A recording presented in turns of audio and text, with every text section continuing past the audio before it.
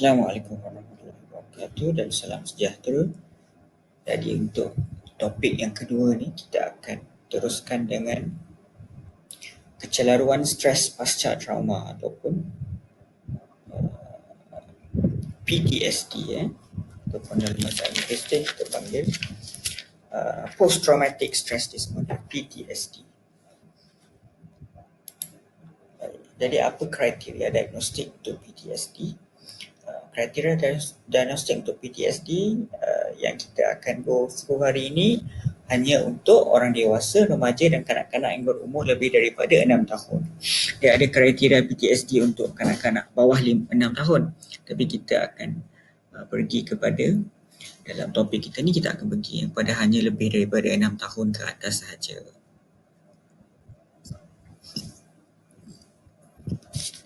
Jadi dalam kriteria yang pertama, pendedahan kepada kematian atau ancaman terhadap kematian, kecederaan serius atau keganasan seksual dalam satu atau lebih cara berikut. Secara langsung mengalami kejadian traumatik, maksudnya dia yang mengalami kejadian traumatik itu secara langsung, memang kena dekat dia. Kedua, menyaksikan sendiri peristiwa itu berlaku kepada orang lain. Traumatik juga tak semestinya berlaku kepada kita, tetapi hanya dengan menyaksikan peristiwa itu berlaku kepada orang lain, kita boleh jadi traumatik. Ketiga, kejadian traumatik berlaku kepada ahli keluarga terdekat atau keluarga terdekat kawan. Keempat, mengalami pendedahan berulang atau melampau terhadap perihal peristiwa trauma. Contohnya macam askar yang berulang kali terdedah kepada risiko ditembak, ataupun seorang katakanlah macam kalau kita tengok CSI kan, CSI dekat TV dulu tu, orang yang setiap hari kerja forensik yang memang setiap hari kena berhadapan dengan kes-kes bunuh so mungkin pendedahan yang berulang-ulang tu menjadikan dia trauma terhadap peristiwa-peristiwa tersebut. Okey, kriteria diagnostik yang kedua ialah kehadiran sama ada satu atau lebih simptom berikut yang berkaitan dengan peristiwa traumatik dan dia bermula betul-betul selepas peristiwa traumatik berlaku. Pertama, memori berkenaan peristiwa traumatik yang menyakitkan berulang, bukan disengajakan dan mengganggu. Untuk kanak-kanak berumur lebih daripada 6 tahun, permainan yang berulang-ulang mungkin berlaku di mana tema atau aspek peristiwa traumatik dinyatakan. Okay. Jadi untuk orang yang ada trauma ni, dia mungkin ada sentiasa dalam minda dia memori berkenaan peristiwa tersebut yang sangat perit tersebut, dan dia berulang-ulang dan dia tidak disengajakan. Maksudnya kita tak nak benda tu tapi dia ada juga dan sangat-sangat mengganggu kita. Dan untuk kanak-kanak, biasanya kanak-kanak dia buat benda tu melalui main tapi main dia tu lebih kepada berulang-ulang tentang peristiwa traumatik tersebut. Mimpi yang stres dan berulang yang berkait dengan peristiwa traumatik. Trauma ni berkait, dia boleh masuk mimpi Jadi mimpi tu stres dan berulang-ulang. Okey. Kriteria yang ketiga, reaksi disosiatif. Sebagai contohnya flashbacks, di mana individu merasa atau bertindak seolah-olah peristiwa traumatik berulang. Dan dia ada kontinuum, mungkin daripada ekstrim adalah hilang kesedaran sepenuhnya mengenai persekitaran semasa. Jadi contoh reaksi disosiatif ni adalah apabila seorang individu tu dia tiba-tiba dia rasa macam flashback, yang dia rasa macam betul-betul dia berada dekat tempat yang ada trauma tu. Contohnya seorang askar yang melihat kawan dia kena bunuh kan. Dia walaupun dia berada dekat katil dia dah balik, dah habis dah perang, dia pun tengah rehat ataupun baru nak makan, tiba-tiba datang flashback, dia terus dengar bunyi tembak, dia nampak kawan dia mati, dia nampak darah. Jadi benda tu seolah-olah macam berlaku depan mata dia, sedangkan benda tu dah lama dah berlaku. Dan ini kita panggil reaksi disosiatif. Untuk kanak-kanak, mungkin semua ini berlaku semasa mereka bermain. Keempat, tekanan psikologi yang kuat atau berpanjangan apabila terdedah kepada isyarat dalaman atau luaran yang melambangkan atau menyerupai aspek peristiwa traumatik.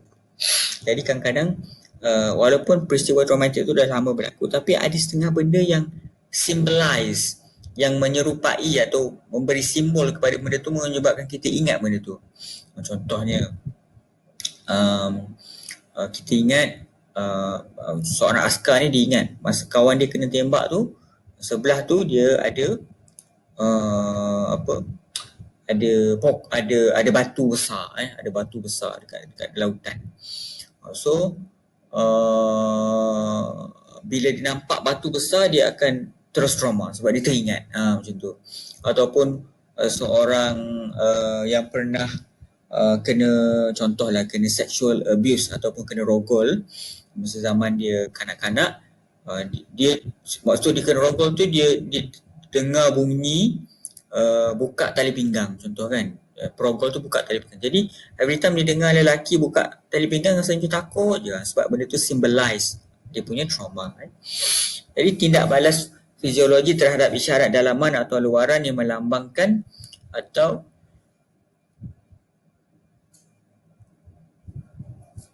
menyerupai aspek peristiwa traumatik. Jadi dia ada tindak balas fiziologi, mungkin jantung berdetak laju dan sebagainya. Menghindarkan diri daripada rangsangan yang berkaitan dengan kejadian traumatik. Bermula selepas peristiwa traumatik berlaku, seperti dibuktikan oleh salah satu atau kedua perkara berikut. Menghindarkan diri atau berusaha untuk mengelakkan memori, fikiran atau perasaan yang berkait rapat dengan kajian traumatik. Penghindaran atau usaha untuk mengelakkan peringatan eksternal seperti orang, tempat, perbualan, aktiviti, objek, situasi yang membangkitkan memori, fikiran atau perasaan yang menyedihkan berkait rapat dengan peristiwa traumatik. Jadi orang yang ada PTSD ni, dia akan cuba untuk avoid apa-apa yang boleh buat dia teringat kepada benda yang dia trauma tersebut.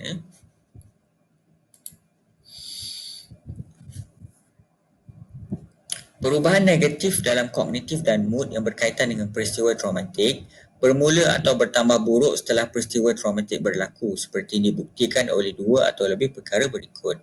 Ketidakupayaan untuk mengingat aspek penting dari peristiwa traumatik, biasanya disebabkan oleh amnesia disosiatif. Jadi orang yang ada peristiwa traumatik, kadang-kadang dia boleh lupa peristiwa penting traumatik tersebut. Contohnya orang yang aksiden teruk kena langgar lori, dia boleh tak ingat langsung peristiwa tersebut. Kedua adalah kepercayaan atau harapan negatif yang berterusan dan berlebihan mengenai diri sendiri, orang lain atau dunia. Contohnya dia rasa macam saya buruk,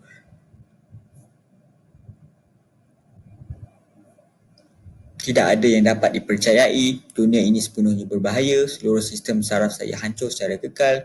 Jadi dia ada kepercayaan, belief ataupun hope yang negatif, yang berterusan dan berlebihan tentang dunia ini. Ketiga ialah kognisi yang berterusan dan distortion atau distorsi mengenai sebab atau akibat trauma peristiwa yang mendorong individu untuk menyalahkan dirinya sendiri atau orang lain. Maksudnya ketika peristiwa trauma itu berlaku, dia tak ingat apa yang menyebabkan benda itu terjadi. Jadi dia lebih banyak menyalahkan diri dia sendiri ataupun orang lain. Seterusnya, keadaan emosi negatif yang berterusan seperti takut, serta marah, rasa bersalah dan rasa malu. Kelima, kurang minat atau menyertai aktiviti secara signifikan. So dia dah tak aktif dalam society, lebih banyak menyendiri. Perasaan melepaskan diri daripada orang lain. Dan juga ketujuh, ketidakupayaan berterusan untuk mengalami emosi positif. Sebagai contohnya, untuk rasa bahagia atau puas atau rasa sayang, susah dia nak rasa emosi positif. Perubahan ketara dalam rangsangan dan reaktiviti yang berkaitan dengan kejadian traumatik bermula atau bertambah buruk setelah kejadian traumatik terjadi, seperti yang dibuktikan oleh dua atau lebih perkara yang berikut. Pertama, tingkah laku marah dan ledakan marah. Maksudnya ada perubahan dalam setelah berlakunya kejadian traumatik tu, ada perubahan ketara dalam rangsangan dan reaktiviti orang tersebut.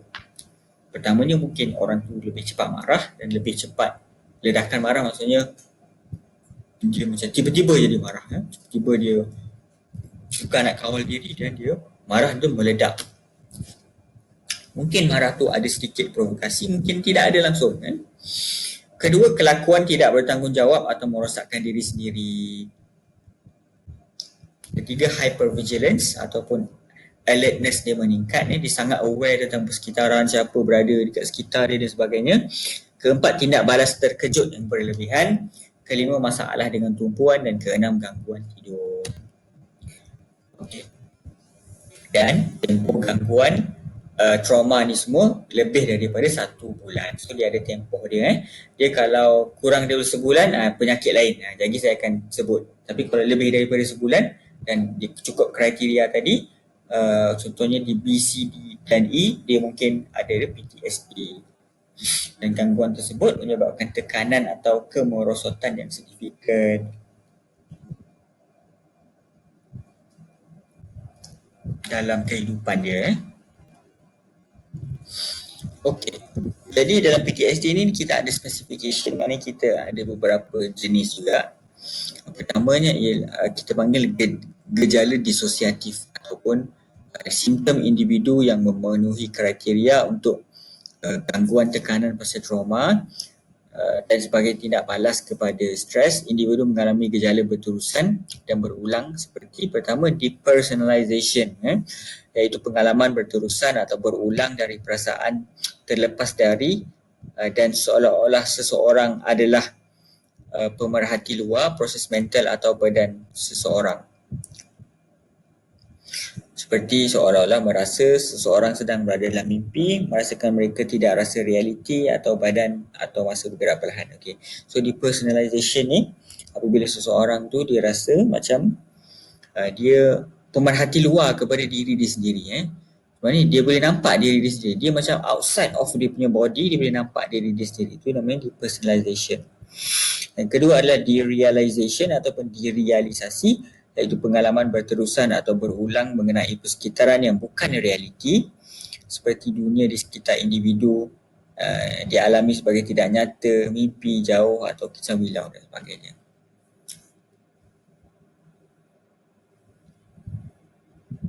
Maksudnya derealisasi ni dia ada pengalaman yang berterusan dan berulang dalam sekitaran yang bukan realiti. Di prevalence PTSD, kelaziman 12 bulan di kalangan orang dewasa di Amerika Syarikat adalah sekitar 3.5%. Anggaran yang lebih rendah dilihat di Eropah dan kebanyakan negara Asia, Afrika dan Amerika Latin berkumpul di sekitar 0.5 hingga 1%. Kadar PTSD lebih tinggi dalam kalangan veteran dan orang lain yang kerjanya tinggi risiko kepada penderaan trauma. Contohnya polis, anggota bomba dan anggota perubatan kecemasan. Kadar tertinggi antara 1/3 hingga lebih banyak daripada yang terdedah didapati di kalangan mangsa rogol, pertempuran tentera dan penahanan dan genosid yang bermotifkan etnik atau politik. Jadi ini prevalence dia. Okay. Onset PTSD boleh berlaku tak kisah umur berapa pun. Dia boleh berlaku biasanya selepas tahun lah. After 1 year old. Simptom biasanya bermula dalam 3 bulan pertama selepas trauma. Okay, so the first 3 months tu kita dah nampak simptom dia. Walaupun mungkin ada penundaan bulan atau malah bertahun-tahun sebelum kriteria diagnosis dia penuhi. Maksudnya first 3 months tu mungkin kita nampak satu simptom, kemudian as time goes by kita nampak lagi satu sistem. Kadang-kadang lama sebelum kita nak dapat semua simptom tu untuk didiagnose. Terdapat banyak bukti untuk apa yang disebut oleh DSM-4 sebagai onset yang tertunda, tapi sekarang disebut sebagai ekspresi yang tertunda, dengan kesedaran bahawa beberapa gejala biasanya muncul dengan segera dan penundaan itu kerana menunggu kriteria penuh. Maksudnya kita ada satu term yang kita sebut delayed expression. Maksudnya kadang-kadang orang tu dia menunjukkan simptom tu satu-satu tapi tak semua tu sekali. Dia mungkin satu yang lain, satu yang lain, jadi dia mengambil masa yang lama untuk kita dapat semua simptom ni sebelum kita boleh diagnose. Satu diagnosis satu proses yang panjang.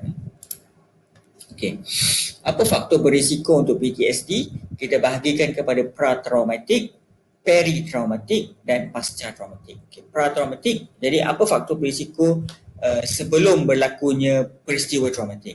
Pertama ialah temperamen, iaitu masalah emosi kanak-kanak seawal umur usia 6 tahun.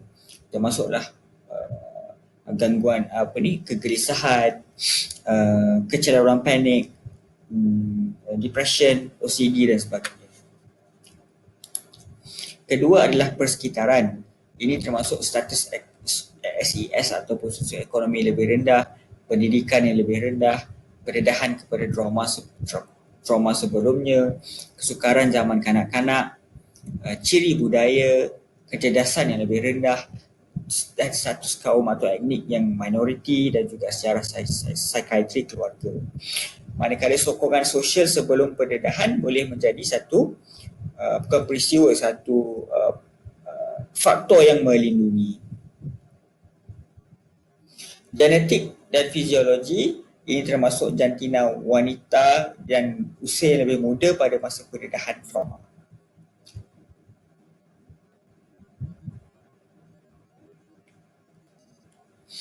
Okey. Faktor berisiko yang kedua ialah peri-traumatik. Ini termasuk peri-traumatik, maksudnya ketika kejadian traumatik itu berlaku, apa yang faktor berisiko, dia tengok kepada severity ataupun keparahan trauma tersebut. Kalau lagi besar magnitude dia, semakin besarlah kemungkinan dia dapat PTSD. Selain daripada itu adalah ancaman nyawa yang dirasakan, kecederaan diri, keganasan interpersonal, dan bagi anggota tentera menyaksikan kekejaman, menjadi pelaku, menjadi membunuh musuh. Jadi disosiasi yang berlaku semasa trauma dan berterusan selepas itu adalah faktor yang berisiko. Okay. Faktor berisiko yang ketiga kita panggil pasca traumatik. Contohnya seperti temperament dan persekitaran. Temperament termasuk penilaian negatif, strategi daya tindak yang tidak sesuai dan perkembangan kesihatan tekanan akut. Kedua adalah persekitaran, termasuk pendedahan kepada peringatan yang menakutkan berulang-ulang, kejadian kehidupan buruk berikutnya dan kerugian kewangan atau trauma yang berkaitan.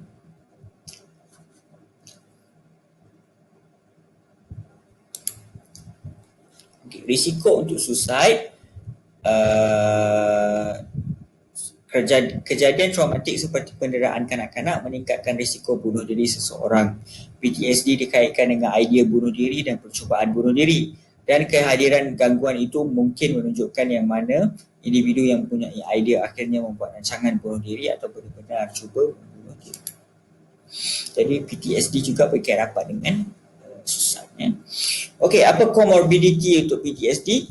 Individu yang ada PTSD 80% lebih cenderung untuk ada comorbidity seperti kemurungan, bipolar, kegelisahan dan substance abuse.